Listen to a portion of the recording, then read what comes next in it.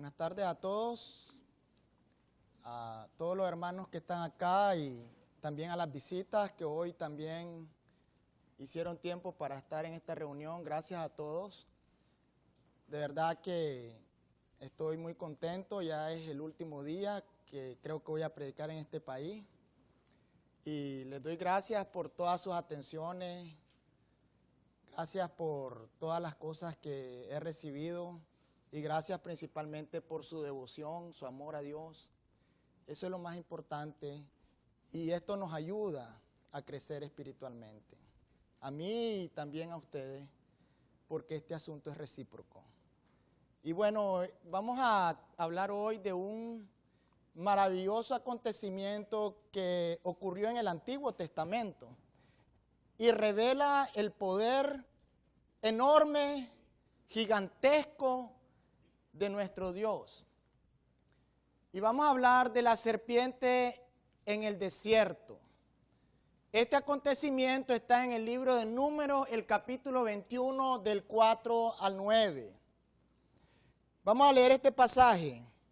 Número 21, del versículo 4 al versículo 9. Después partieron del monte de Hor, camino del Mar Rojo, para rodear la tierra de Edom. Y se desanimó el pueblo por el camino. Y habló el pueblo contra Dios y contra Moisés. ¿Por qué nos hiciste subir de Egipto para que muramos en este desierto? Pues no hay pan ni agua, nuestra alma tiene fastidio de este pan tan liviano. Y Jehová envió entre el pueblo serpientes ardientes, que mordían al pueblo, y murió mucho pueblo de Israel. Entonces el pueblo vino a Moisés y dijo: hemos pecado por haber hablado contra Jehová y contra ti. Ruega a Jehová que quite de nosotros estas serpientes. Y Moisés oró por el pueblo, y Jehová dijo a Moisés: hazte una serpiente ardiente y ponla sobre una asta, y cualquiera que fuere mordido y mirare a ella vivirá. Y Moisés hizo una serpiente de bronce y la puso sobre un asta. Y cuando alguna serpiente mordía a alguno, miraba a la serpiente de bronce y vivía. Nosotros, hermanos, cuando leemos en la Biblia el poder de Dios, es una cosa que nos cuesta creer. Porque estamos hablando de Dios y la gente no cree en el poder de Dios. La gente no cree que Dios pueda ser capaz de hacer algo tan maravilloso en este mundo, el universo. No cree que fuese capaz de romper las leyes de la gravedad, porque pensamos humanamente. Y a veces a nosotros también nos cuesta creer y entender quién es Dios. Sí, en una ocasión, un niño, después de la clase de niños, de la reunión de la iglesia, llegó donde su mamá y su mamá le preguntó: hijo, ¿qué te enseñó hoy la maestra? Y el niño le dijo: bueno, hoy me enseñó cómo el pueblo de Israel fue librado del ejército egipcio y cómo el ejército no los pudo matar cuando estaban entre el mar y ellos. Y la madre entusiasmada le dijo: cuéntame, ¿qué te dijo la maestra? Y el niño le dijo: bueno, cuando el pueblo estaba limitado y ya casi por morir, y el ejército de Egipto estaba atrás siguiéndolo, Dios le mandó a Moisés a hacer un puente. Así que Moisés llamó a todos los ingenieros de Israel y que hiciera un puente. Y la mamá se quedó viendo y dijo: sígueme contando. Y entonces Moisés mandó a que el pueblo subiese por el puente y llegara al otro lugar de la orilla. Y cuando el pueblo estaba al otro lugar, mandó Moisés a bombardear el puente. Y los egipcios quisieron entrar, pero bombardearon el puente y el ejército cayó en el mar y murió ahogado. Y la mamá se quedó viendo al niño y le dijo: ¿de verdad eso te dijo la maestra? No, mamá. pero si yo te digo lo que ella me dijo, no me creerías. Porque a veces no entendemos el poder de Dios y pensamos en cosas humanas y tratamos de especular y pensar humanamente que cómo hizo esto o lo otro. Simplemente Dios es capaz porque es Dios, porque no es humano, porque es poderoso, porque es eterno, porque es grande, porque es único, es Dios y es divino. Y nosotros no podemos limitarlo a lo que nosotros creamos. Así que este maravilloso evento que vemos en Números capítulo 21 es una manifestación del poder de Dios. Y es grandioso las lecciones que podemos aprender. Pero primero veamos lo que dice el pasaje que leímos. Un resumen de la historia. El pueblo de Israel estuvo 400 años esclavizado. Dios mandó a Moisés a liberar a ese pueblo y le prometió ir a un lugar espléndido, a una tierra maravillosa. Cuando el pueblo de Israel llegó a los límites del lugar que Dios le había dado, no quiso entrar. Tuvo miedo de los gigantes que habían en ese lugar y entonces Dios se molestó con el pueblo y los castigó y los hizo vagar por el desierto 40 años. 40 años el pueblo de Israel estuvo viviendo en el desierto. En medio de esa situación fue lo que ocurrió en este pasaje. En medio de su caminar en el desierto sucedió esto. Llegaron a un lugar que se llamaba Edom. Y en ese lugar comenzó el pueblo a molestarse y a enojarse y a quejarse contra Dios.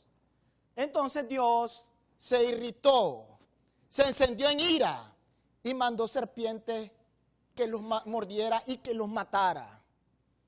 Así que mucho pueblo de Israel fue herido y murió. Así pues pidieron a Moisés nuevamente que intercediera por ellos. Y Moisés pidió a Dios y Dios le dijo a Moisés que hiciera una serpiente de bronce. Y que toda aquella persona que mirara a esa serpiente iba a vivir. ¿Qué lecciones tan grandes las que podemos aprender de esto? La primera lección que podemos aprender está en el verso 5. Cuando vemos nosotros que el pueblo de Israel se irritó, se enojó por estar vagando en el desierto. Y hay un comentario que dice lo siguiente, que el pueblo de Israel tenía razón en hacerlo. Y justifican lo que el pueblo de Israel hizo. Y dicen que vagar en ese desierto era una cosa insoportable. Porque según las personas que han investigado este asunto, en el desierto las temperaturas en el día se elevan. Y se elevan tanto que es insoportable el calor que hace. Y en la noche las temperaturas bajan. Y bajan tanto que una persona hasta se puede congelar y morir. Así que algunos dicen, el pueblo de Israel tenía razón. Tenía razón en estar molesto, porque estaban sufriendo calor y estaban sufriendo frío. Y entonces se quejaron por la situación que ellos estaban pasando. Pero hermanos, cuando nosotros pensamos qué ingratos eran estos hombres, porque no es así la realidad. Ellos estaban esclavizados. ¿Sabe usted qué significa vivir como un esclavo en un lugar? Y el faraón dice que les multiplicó sus trabajos. No tenían derecho a hablar, eran esclavos. Y Dios los libertó. Pero además de eso, cuando nosotros leemos Éxodo, capítulo 13, fíjese bien en las condiciones en las cuales el pueblo de Israel vivía. Éxodo, capítulo 13, el versículo 21, y en el versículo 22 dice así: y Jehová iba delante de ellos de día en una columna de nube para guiarlos por el camino, y de noche en una columna de fuego para alumbrarles, a fin de que estuviesen de día anduviesen de día y de noche. Nunca se apartó de delante del pueblo la columna de la nube de día, ni de noche la columna de fuego. ¿Sabe qué significa eso? Que en el día este pueblo tenía sombra y en la noche tenía calor. Dios había diseñado un hotel andando. Nunca se separaba ni de día ni de noche. Por eso el pueblo no tenía razón para enojarse, porque las condiciones en las cuales ellos vagaban, Dios los protegía, los cuidaba y mantenía la temperatura hasta cierto punto agradable. Así que no era una condición mala la que ellos estaban teniendo, porque Dios se encargaba de hacerle la vida un poco más liviana. Pero además de eso, no solamente los libertó de la esclavitud, les dio una condición cómoda, pero además de eso, ellos comían todos los días sin mover un dedo. La Biblia dice que el maná bajaba del cielo todos los días y comían y no trabajaban. ¿Cuánta comida Dios le daba a este pueblo para mantener a 600,000 o a 1,000,000 de israelitas en el desierto? Y se los daba sin que ellos hicieran nada.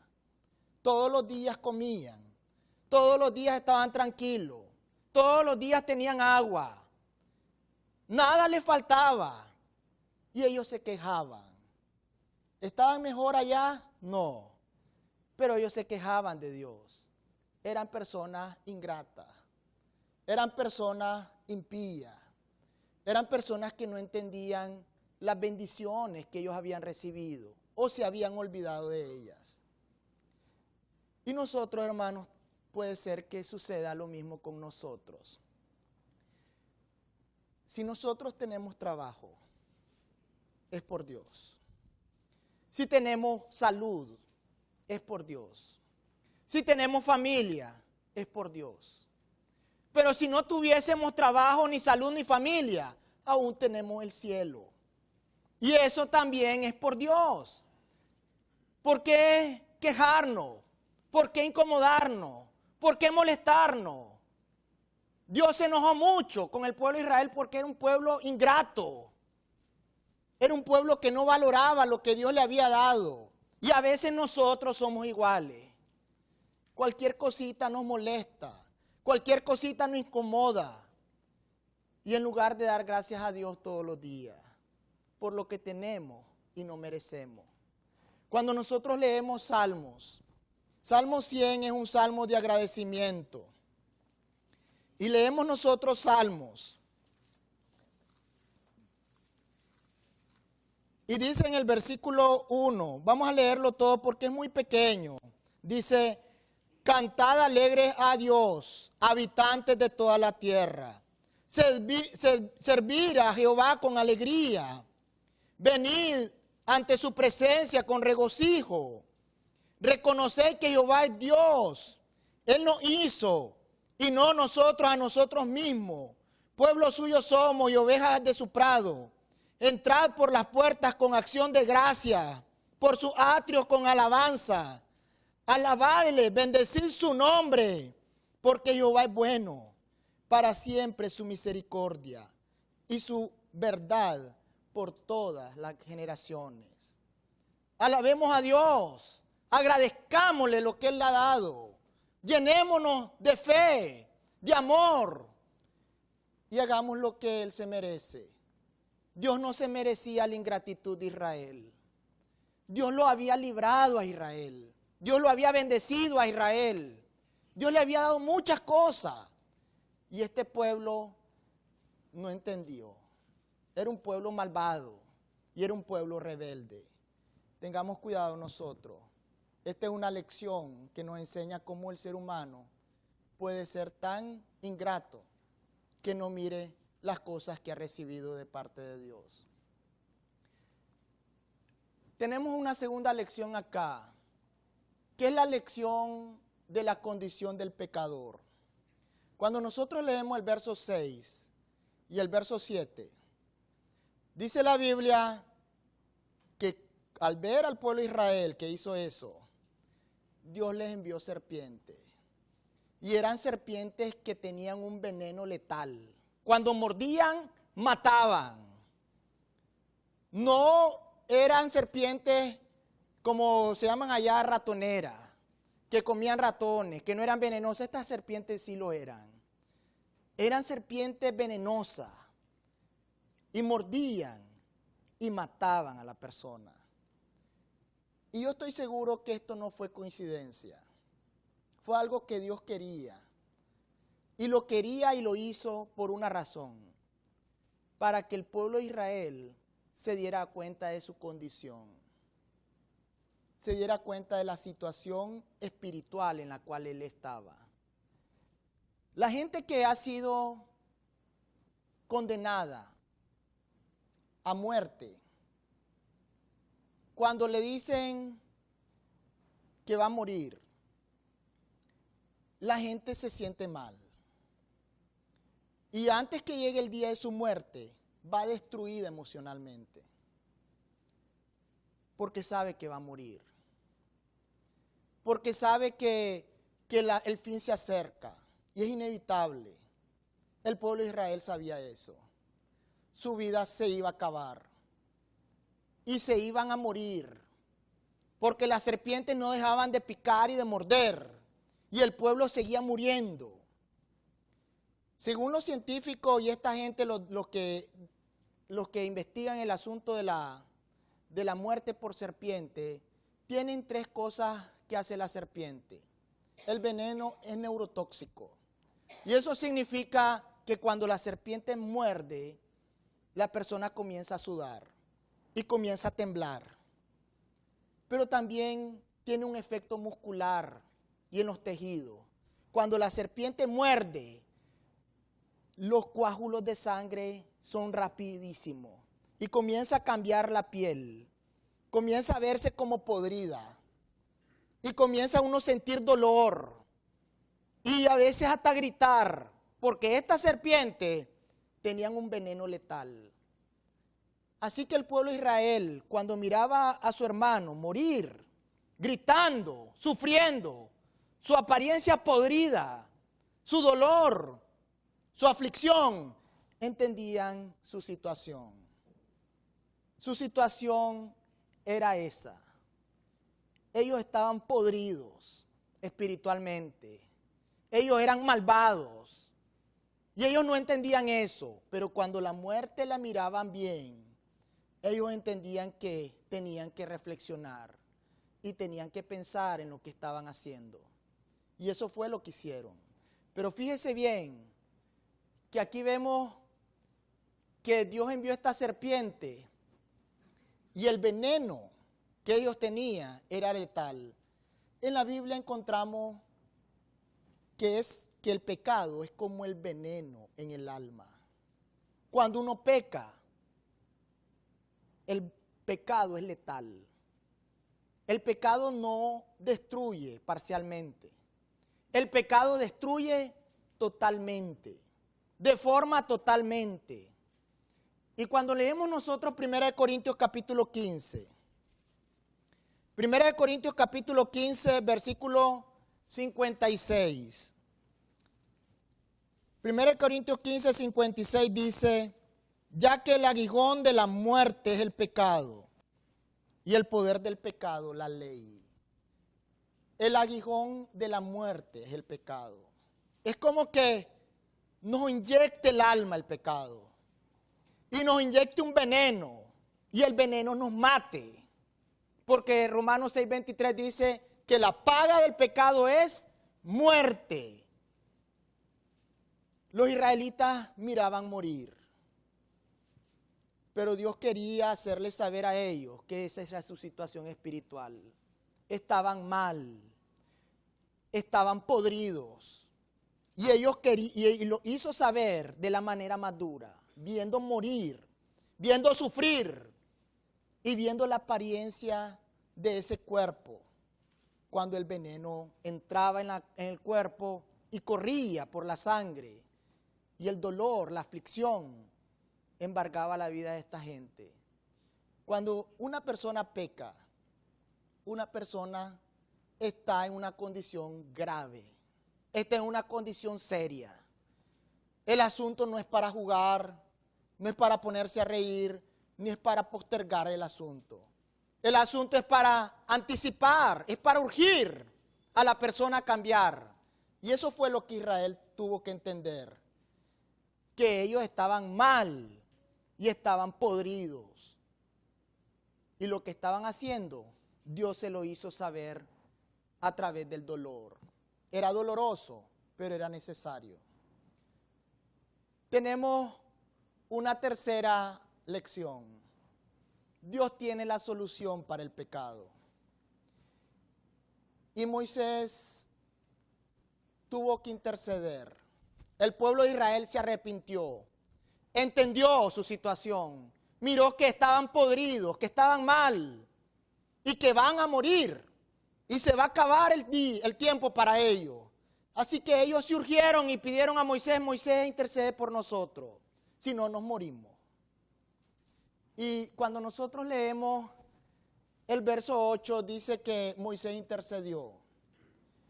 Y Dios le mandó a levantar una serpiente de bronce. Y toda la persona que era mordida y miraba a la serpiente, vivía. Y sí, esta era la solución que Dios había dado para la mordida de la serpiente. Fíjense bien, hermanos, no había otra solución. No había doctores que pudieran ayudar a esa persona si era mordida de serpiente. No había ningún antídoto para mejorar su dolor. Si ellos no miraban esa serpiente, ellos se morían. No había opción. O miraban y vivían, o simplemente ignoraban lo que Dios había dicho y morían. Dios levantó esa serpiente para dar el antídoto a la situación que ellos tenían. Era una situación mala, era una situación extrema, pero Dios en su clemencia levantó una solución. Y en la Biblia vemos que hay una analogía de eso que hizo Dios con lo que hizo Jesús en la cruz. Cuando nosotros leemos Juan, en el Evangelio de Juan, el capítulo 3, vemos la analogía que el mismo Señor hizo.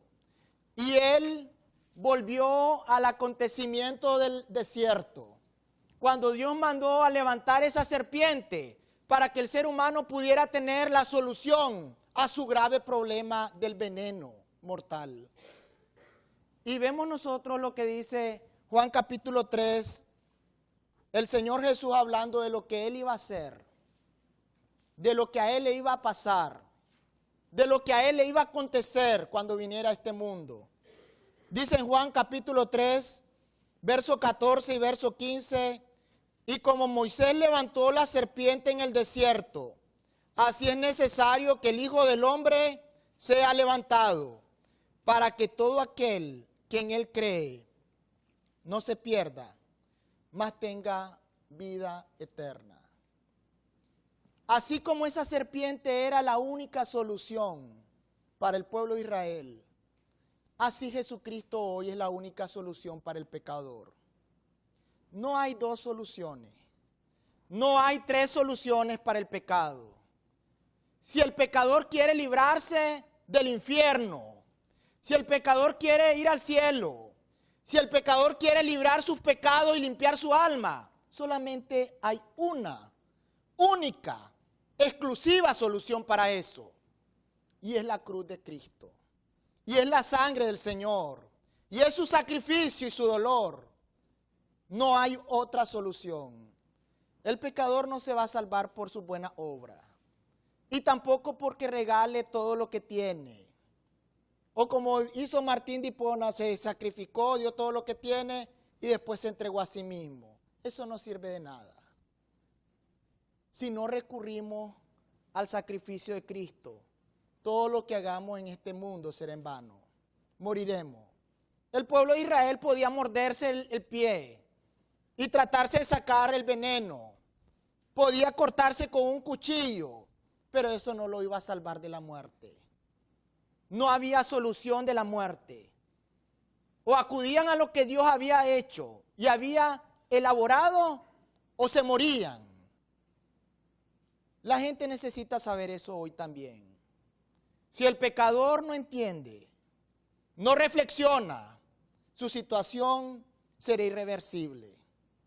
Dios quiere salvarlo, pero el pecador tiene que entender su situación terrible, espantosa, sucia. Dice la Biblia que todos los días el Señor está enojado con el pecador.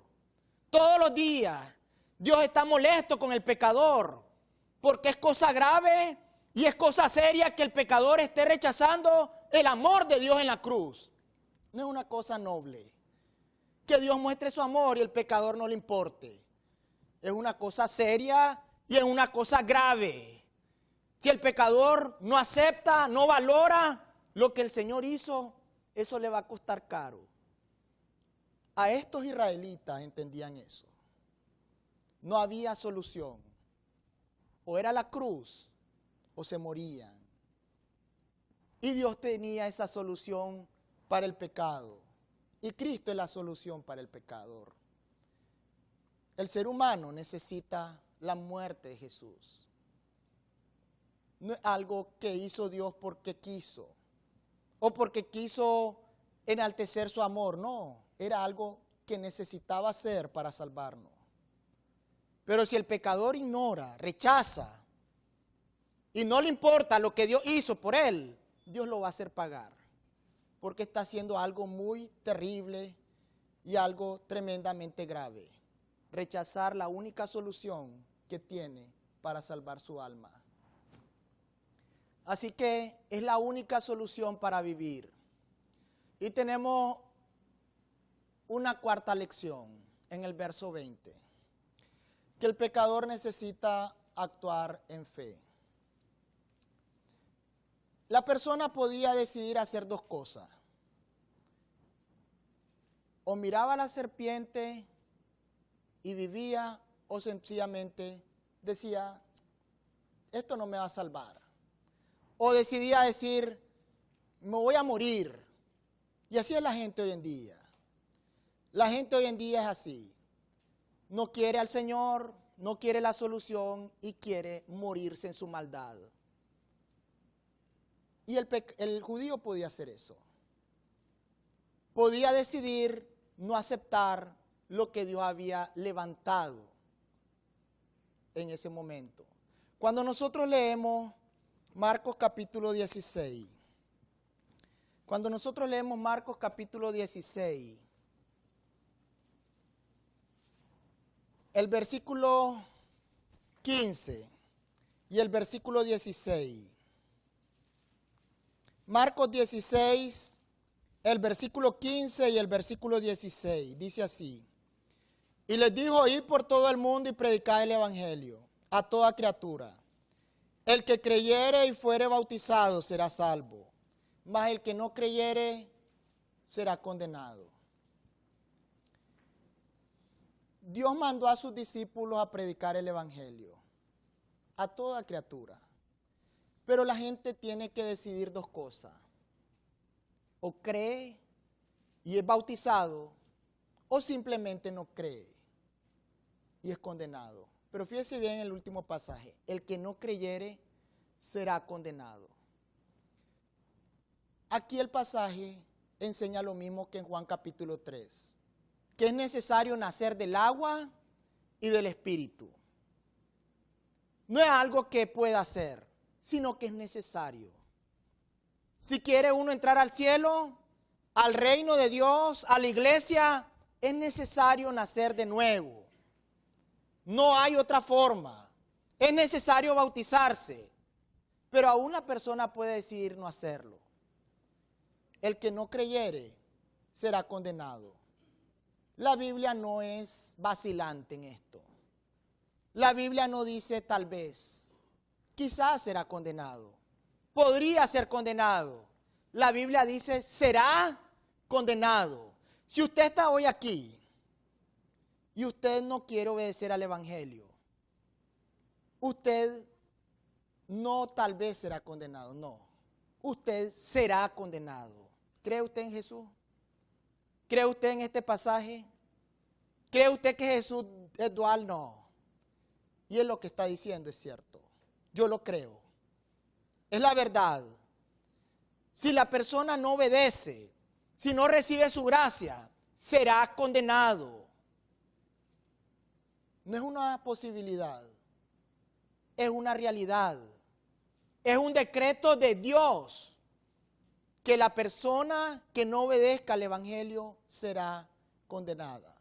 Así que la persona puede decidir no serlo. Pero el Señor no va a dudar en el día del juicio. Dice la Biblia que apartará a unos a la derecha y al otro a la izquierda. Unos irán al infierno y otros irán al cielo. Porque no obedecen al Evangelio del Señor Jesucristo. Quiero mencionar una historia. En 1952, en octubre de 1952, Edward Horacio Gerling era un empleado del zoológico de London. Este hombre cuidaba a los animales allí y murió por la mordedura de una cobra. Al comienzo se pensó de que fue un accidente, pero cuando se investigó la situación, la gente se dio cuenta que no era un accidente. Se dio cuenta de que este hombre, muy temprano ese día, se había reunido con su amigo, con un amigo de él, y habían tomado ginebra, se habían emborrachado. Luego el amigo se fue en el avión y él se fue al zoológico. Y en medio de su aturdimiento, agarró a una cobra y se le enrolló en el cuello. Se le enrolló en el cuello. Un amigo de él, que era también empleado del zoológico, le dijo: Gerling, devuelve la cobra a su lugar. Estaba haciendo frío y la cobra estaba como adormecida.